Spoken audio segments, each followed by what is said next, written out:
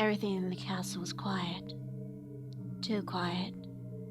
Teenage Elsa was sitting on her bed, shivering in fear. She had just woken up from the same nightmare she had every night.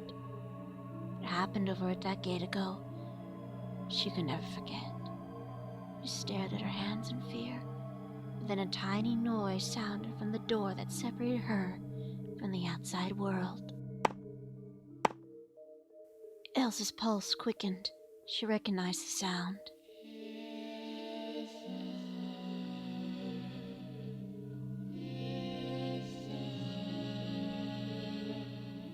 There it was. That hellish, distorted voice that she heard every night for the past decade. I didn't mean to. Elsa repeated to herself in despair, curling up into a ball. The memories flashed in her mind. I didn't mean to. I didn't mean to. I didn't mean to. I didn't mean to.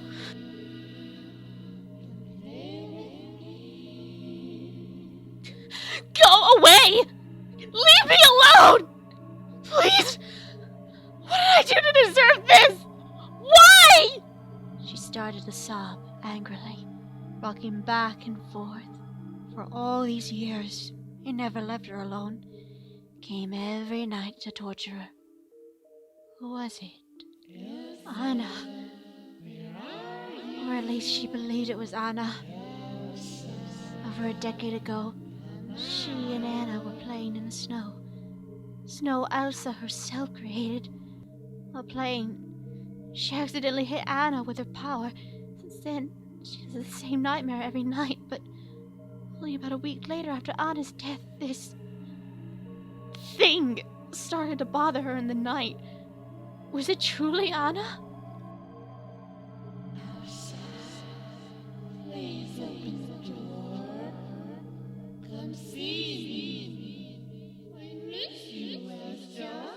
Elsa shook her head, refusing to move. Oh, Elsa, please. I haven't seen you in such a long time. I miss you. Elsa's head perked up. It was Anna's voice. She got up and ran to the door, right when her hand touched the knob. A thought sprung up. What if it's a trap? She slowly removed her hand from the knob and turned around to face her bed. She rolled back around and reached for the knob again. Maybe she opened it just a bit. Just enough to see. Elsa shrieked. It looked like Anna, but it wasn't. Her hair turned white, her skin looked frostbitten. There were even cracks. Her dress tattered and worn, the edges frayed. But the worst were her eyes.